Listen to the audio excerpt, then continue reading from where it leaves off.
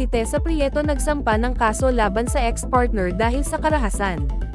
Ang kilalang socialite at philanthropist na si Tessa Prieto ay nagsampa ng formal na reklamo laban sa kanyang dating kasintahan, si Angel Chua, isang kilalang pangalan sa industriya ng konstruksyon sa Cebu.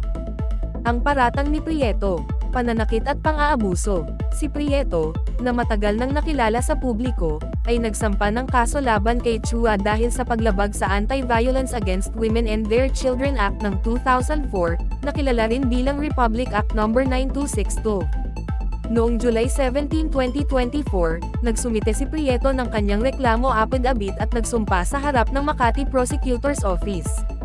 Ayon sa batas ng VAWC, ang karahasan ay anumang gawi o serye ng mga gawi na nagdudulot ng pisikal na pinsala sa babae o sa kanyang anak, o paglagay sa babae o sa kanyang anak sa panganib ng agarang pisikal na pinsala.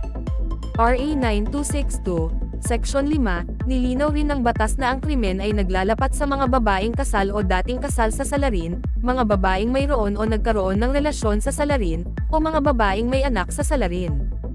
Dagdag pa rito, ang karahasan ay itinuturing na pisikal, sexual, psikolohikal na pinsala o pagdurusa, o pang-aabuso sa ekonomiya. Sa kanyang reklamo, detalyadong inilarawan ni Prieto ang sunod-sunod na insidente ng karahasan na naranasan niya sa loob ng kanilang 11 buwang relasyon.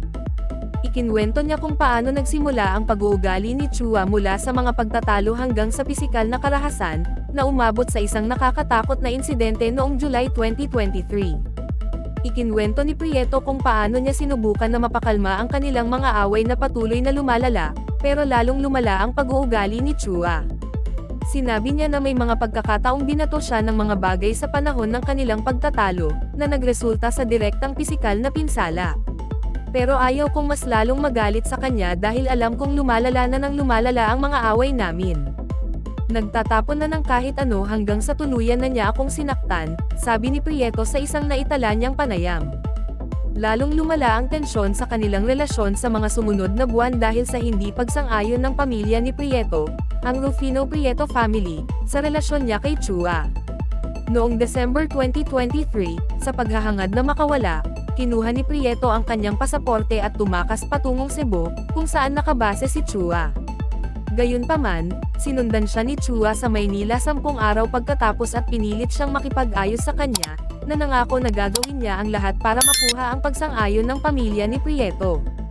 Kahit na nag-aatubili, sumuko si Prieto sa panloloko ni Chua sa takot na magkaroon ng panibagong pagtatalo. Nako, hindi ko alam. So, anyway, tumakas ako. Talagang tumakas ako sa Cebu. Pero minsan, naawa na naman ako, at natakot ako dahil hindi niya, sabi ko, huwag kang mag-alala na hindi mo ako babayaran. So, anyway, sa January, medyo nagkabati na kami, pero sabi ko, tatahimik na lang ako. Pinaalis na ako ng pamilya ko, o kahit anong ganun, pag-amin ni Prieto.